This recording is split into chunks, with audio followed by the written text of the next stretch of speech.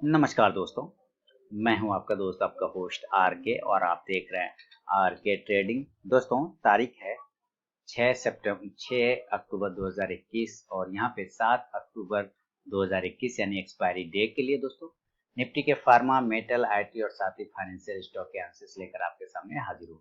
देखेंगे कौन सा फार्मा स्टॉक कौन सा मेटल स्टॉक कहाँ पे खड़ा है, कहाँ सपोर्ट और साथ में कहाँ पे फाइनेंशियल स्टॉक्स भी लेवल बना के खड़ा है। तो सबसे पहले देखिए मेटल इंडेक्स की बात करें तो मेटल इंडेक्स में जैसा कि पहले ही बताया कि यहाँ पे प्रॉफिट बुकिंग ये रेजिस्टेंस एरिया है, अगर वहां से ब्रेक कर गया तो अच्छी बात है, आपको अपसाइड के मूवमेंट बनेंगे। अगर ये ब्रेक नहीं कर पाता है तो आपको नीचे के लेवल देखने को मिलेगा। कल मैंने बिल्कुल यही ट्रेंड लाइन ड्रॉ करके आप लोगों को बताने की कोशिश किया था कि यहाँ से अगर ब्रेक करता है तो तेजी, नहीं तो अदरवाइज यहाँ से थोड़ी प्रॉफिट बुकिंग आपको बन सकता है। इसके वजह से लगभग मेटल स्टॉक्स में आपको गिरावट नजर आ रहा होगा। एपीएल अपोलो को देखें तो जबरदस्त तरीके से नीचे इसने भी लगभग 1% से कम, लेकिन 1% के आसपास में गिरावट दिखाया। अप साइड में कम से कम इसको 865 870 के ऊपर निकलने के बाद 900 तक के लेवल दिखाएगा। अदरवाइज नीचे गिरता है 840 के नीचे तो 820 तक का टारगेट दिखा देगा। कोल इंडिया की बात कर ले तो कोल इंडिया जैसे ही 200 के लेवल को टच किया, ऊपर 203 रुपए का 204 का एक हाई लगाता है और वहां से प्रॉफिट बुकिंग स्टार्ट हो गया। देखिए वापस से 190 के नीचे निकलने के बाद और भी थोड़ा कमजोर हो जाएगा, 185 के टारगेट देगा। दोबारा से 201 202 के ऊपर जब तक ये क्लोज नहीं करे तब तक ये पॉजिटिव नहीं होगा। हिंडाल्को की बात कर लेते हैं। हिंडाल्को ने सबसे ज्यादा 4% की गिरावट दिखाया है। मेटल सेक्टर में ये बहुत ज्यादा गिरा हुआ रहा। खैर इससे कोई दिक्कत वाली बात नहीं है। वापस से हिंडाल्को जैसे ये बॉक्स था, इसी बॉक्स के अब लोअर इंड में आने की कोशिश कर रहा है। वापस से देखिए हिंडाल्को ने एक बॉक्स यहाँ से बनाया हुआ था और इसी बॉक्स के लोअर इंड में आके खड़ा हो रहा है।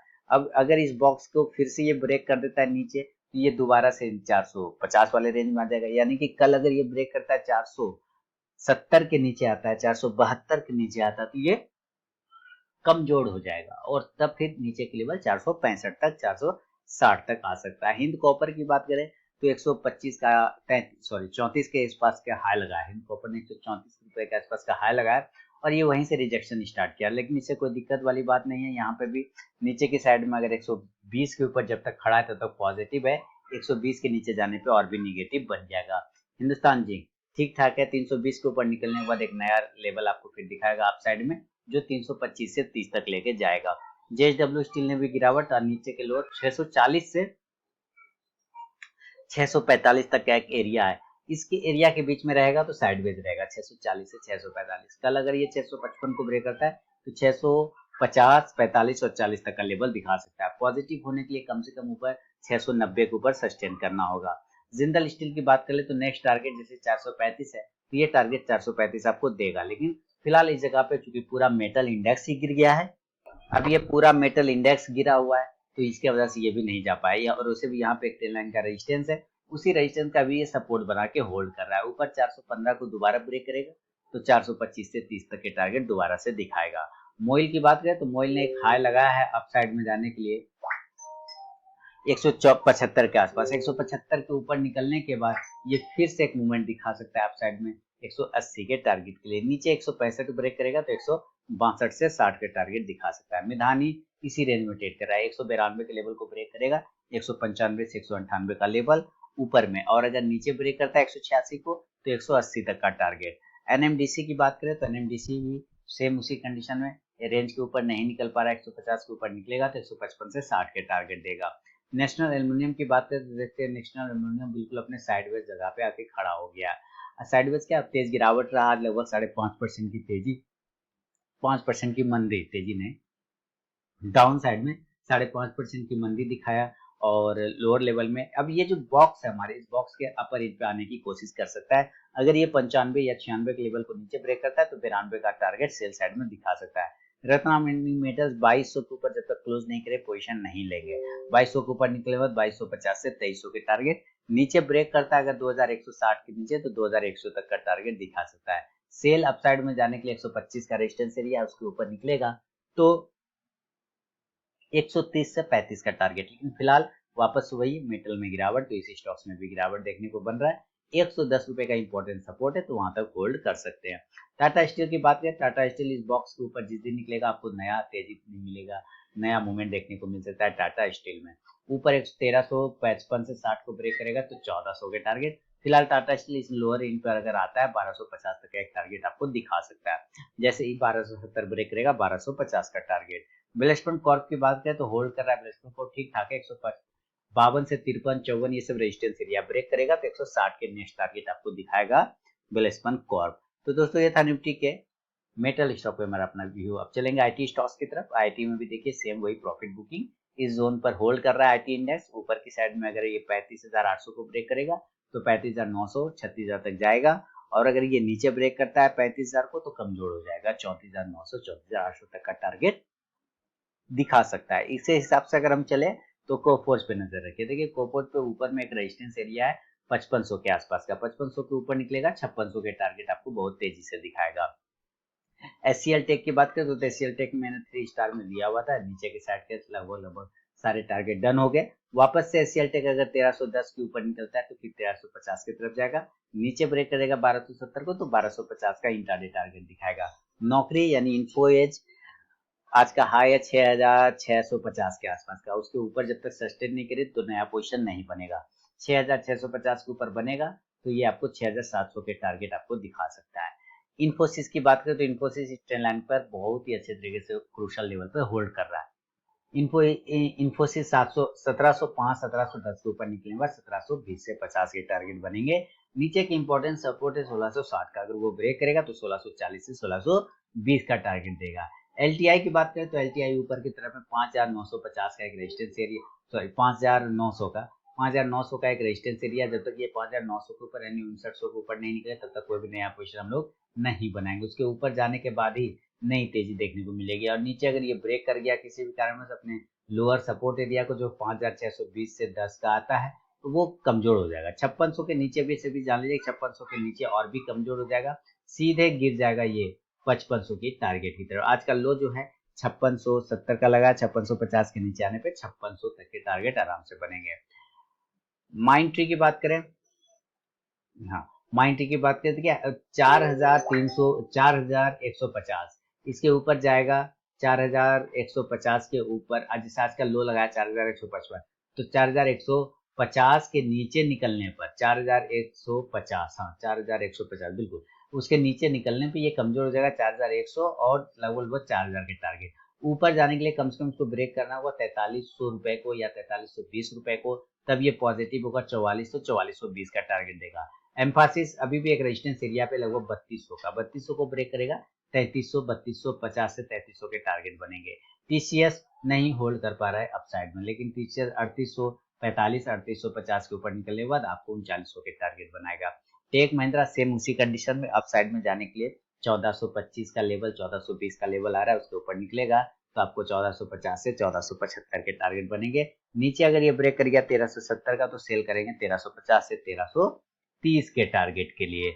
विप्रो की बात करते हैं, विप्रो अपसाइड में जाने के लिए कम से कम 650 के लेवल को ब्रेक करना होगा, देन 670 से 690 का टारगेट, और नीचे अगर ये ब्रेक कर गया 630 को तो 600 का टारगेट आपको दिखाएगा। विप्रो के अलावा एक और कैश में स्टॉक है वो है बिरला सॉफ्ट का, तो चलिए बिरला सॉफ्ट को देखते हैं। और बिरला सॉफ्ट जो क्लोजिंग कर रहा है 408 के आसपास में कर रहा है। ऊपर जाने के लिए एक एरिया है 415 से 17 रुपए का, अगर वो ब्रेक करेगा तो 425 से 30 का टारगेट देगा। नीचे अगर ब्रेक कर गया 405 को तो 400 और 395 का टारगेट आपको दिखाई देगा बिरला सॉफ्ट में। तो दोस्तों ये था निफ्टी के मेटल और आईटी पे मेरा अपना व्यू। चलेंगे फार्मा की तरफ, और फार्मा इंडेक्स की हालत तो सबसे ज्यादा बुरी है। देख रहे हैं फार्मा इंडेक्स ने क्या किया है, लगभग 2% का गिरावट दिखा और अपना इस इंपॉर्टेंट टेल लाइन पर आके खड़ा हो गया।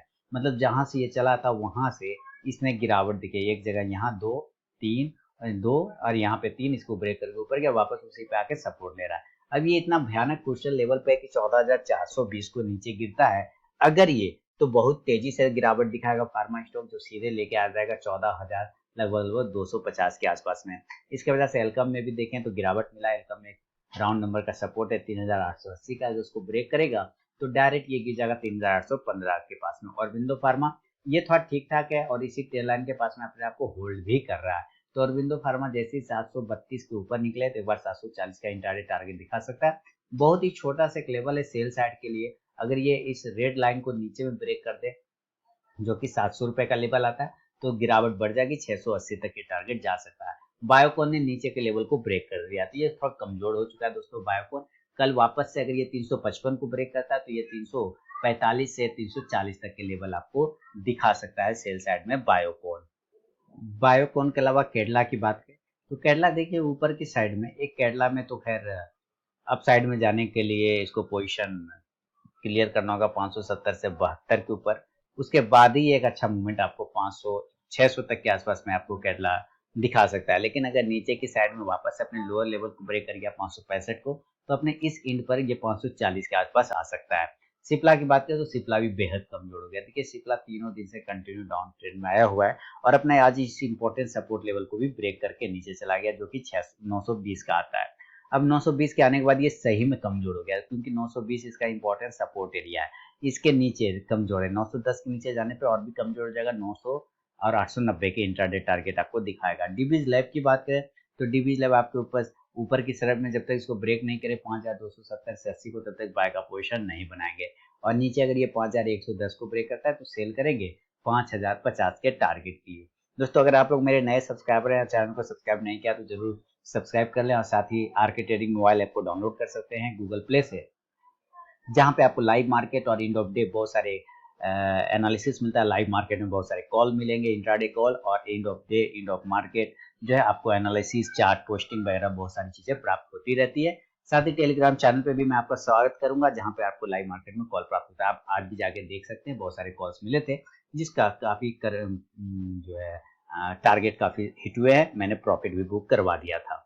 शुरुआत करूंगा, आगे बढ़ूंगा डॉक्टर रेड्डी से। डॉक्टर रेड्डी अपसाइड में 5025 से 30 के ऊपर जाने के बाद 5050 से 75 के टारगेट बनेंगे। और मेरे टेलीग्राम सर्विस सारे फ्री ऑफ कॉस्ट में है। इसके लिए मैं कोई भी प्रीमियम सर्विस, कोई भी प्रीमियम ग्रुप नहीं चलाता हूँ, क्योंकि जो स्टॉक्स मैं लेता हूँ वही स्टॉक मैं आप लोगों को टेलीग्राम चैनल पे पोस्ट करता हूँ, वही मोबाइल ऐप पर पोस्ट करता हूँ। जो कॉल ऑप्शन मैं लेता हूँ वही कॉल ऑप्शन मैं आपको पोस्ट करता हूँ, वही कॉल ऑप्शन मैं अपने सारे जगह पोस्ट करता हूँ। मैं ऐसा कुछ भी नहीं कि मैं जो है चीज बटर पनीर खाऊंगा और आपको मैं सादा रोटी खिलाऊंगा, नहीं। जो मैं खाता हूँ वही आपको खिलाता हूँ, सीधी सी बात है। जो आप खाएंगे वही मैं खा लूंगा, सीधी सी बात है। कोई मेरा प्रीमियम प्रीमियम नहीं है, मैं ये सब काम नहीं करता। आप सिंपल ज्वाइन करिए टेलीग्राम चैनल पे और वहाँ फ्री ऑफ कॉस्ट में कॉल यूज कर सकते हैं।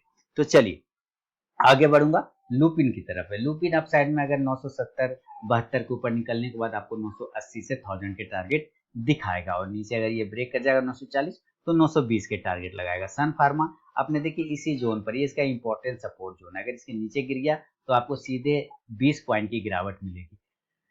795 के नीचे आने पे 775 से 780 का टारगेट देखने को मिलेगा सन फार्मा में। टोरेंट फार्मा तो देखिए ये ट्रेल लाइन का एक सपोर्ट है यहाँ पर। अगर ये कल ब्रेक करता है टोरेंट फार्मा 3050 के नीचे आता है, सेल करिए 2950 के टारगेट के लिए।